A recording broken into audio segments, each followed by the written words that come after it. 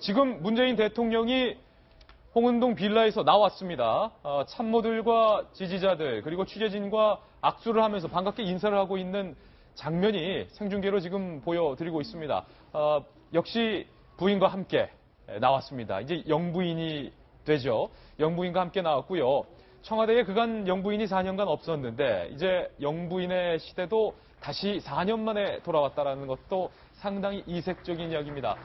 주민들과 그리고 지지자들과 축하 인사 호응을 하고 있고요.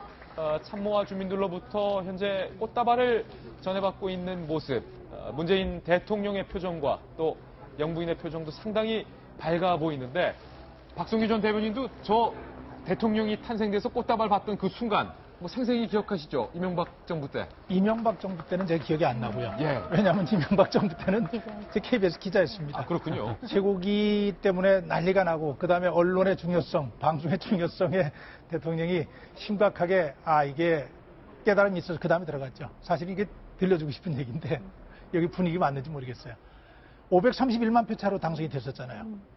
오늘은 이번에는 한 700만 표 이상의 차이가 날 거예요. 역대 최고 차인데 그렇게 당선이 돼서 꽃다발을 받은 직후에 이명박 대통령 정말 쇠고기 문제 때문에 일 한 번도 해보기 전에 흔들렸거든요.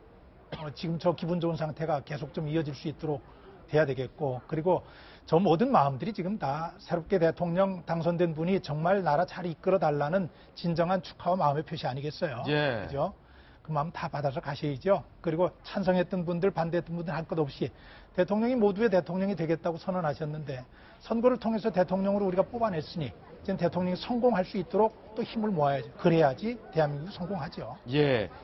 이제 문재인 대통령과 영부인 일행이 국민편충원으로 향하게 될 텐데요. 논지 기자, 역대 전직 대통령을 이제는 19대 대한민국 대통령이 됐으니까 야당 후보로서 때와는 신분이 많이 달라졌습니다. 뭐 예를 들어서 박정희 전 대통령에 대해서도 이제는 19대 대선을 거친 대통령으로서 뭐 다 포용을 해야 되지 않겠습니까? 그러니까 일단 뭐 현충탑은 당연히 이제 같이 참배를 할 텐데, 그러니까 선거를 같이 치렀던 이제 당직자들 함께 와서 할 텐데요.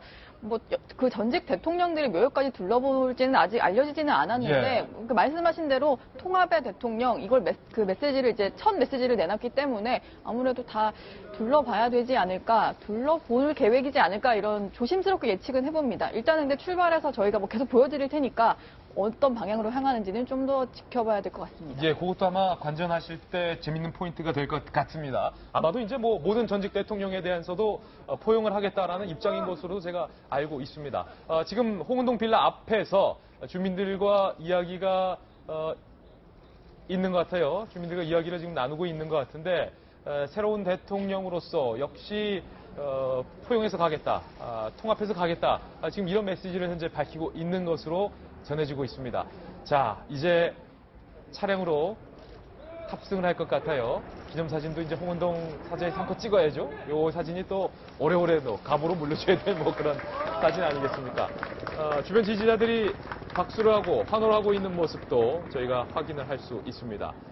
자, 이제 차량으로 문재인 대통령 내외가 탑승을 하게 됩니다. 이제 현충원으로 출발하게 되고 아마도 도열에 있는 많이 이른 아침부터 오랜 시간 기다리고 계신 주민들에게 차량의 창문을 내리고 정겹게 뭐 손인사 정도는 할 것 같아요. 김병민 의원님. 네, 그렇죠. 뭐 충분하게 그런 모습들을 보일 것 같고 조금 전에 이제 거수 경례를 하는 모습도 볼 수 있었는데 사실 굉장히 좀 이색적인 얘기긴 하지만 대한민국에서 역대 대통령 중 최초로 병장 출신 대통령이 탄생한 건 이번 문재인 대통령이 처음이라고 합니다. 그러니까 과거 같은 경우 뭐 육사 출신 대통령도 있었고 하지만 사실 이제 병장 출신 대통령으로서 갖고 있는 기대감도 있을 거고요.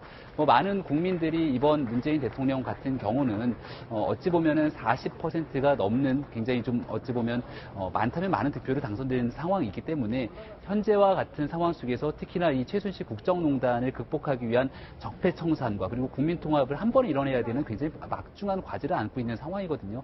따라서 지금 모여있는 많은 지지자들이 지금 문재인 대통령에게 환호하고 있는 모습들을 굉장히 좀 오랫동안 이어갔으면 좋겠다라는 생각이 들고 자칫 잘못해서 이제 문재인 대통령이 조금이라도 흔들리는 모습을 보일 때 이제는 뭐 과거에 여당이었던 사람들이 야당이 된 거니까 야당 인사들 중심으로는 박근혜 전 대통령에 대한 트라우마를 갖고 있는 분들 중심으로 더더군다나 문재인 대통령이 과연 올바른 길을 갈 것인가 두 눈을 부릅뜨고 보는 분들도 분명히 계실 거거든요. 예. 더 통크게 화합과 통합의 메시지를 잘 이끌어서 남은 기간 정말 제대로 된 국정 운영을 좀 이끌었으면 하는 바람이 있습니다. 예, 잠시 후 저희가 이야기를 해드리겠지만 이번 19대 대선에서 많은 유권자들이 투표한 후보를 결정하는데 어떤 부분이 가장 큰 영향을 미쳤냐라는 설문조사에서 최순실 국정농단과 박 전 대통령의 불법적 국정 운영 때문에 내가 이 후보를 결정했다라고 답한 분들이 뭐 60%, 70% 가까이 나오고 있어요. 이 말은 정성희 위원님, 이와 같은 국정농단과 이와 같은 적폐가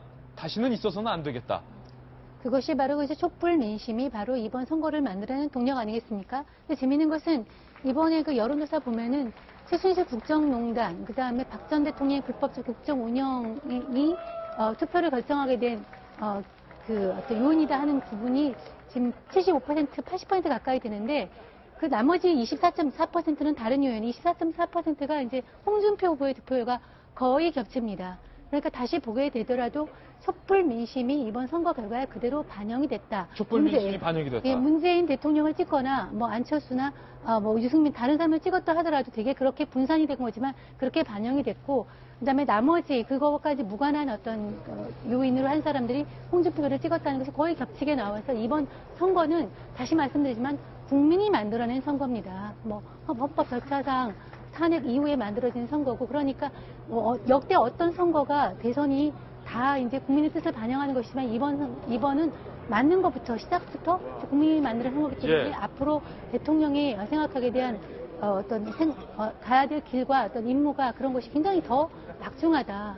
이렇게 볼 수 있겠네요. 자, 윤태곤 실장님, 조금 전에 저희가 뉴스 속보로 확인을 해드렸지만 문재인 대통령의 초대 국무총리로 이낙연 전남지사가 내정이 됐습니다. 지금 9시 열차를 타고 발빠르게 상경 중이라는 뉴스 속보도 저희 채널의 취재 결과 확인이 됐는데요.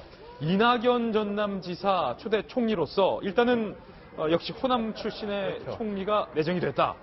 호남 출신이고 이낙연 지사는 이게 민주당 김대중 전 대통령 때 정치를 시작했는데 언론인 출신이죠. 그렇죠. 동아일보 출신으로 알고 있습니다. 그 동경 특파원도 지내셨고 국제부장 뭐 이렇게 지내셨는데 이낙연 지사가 저희 동아일보 선배예요. 예. 이낙연 선배.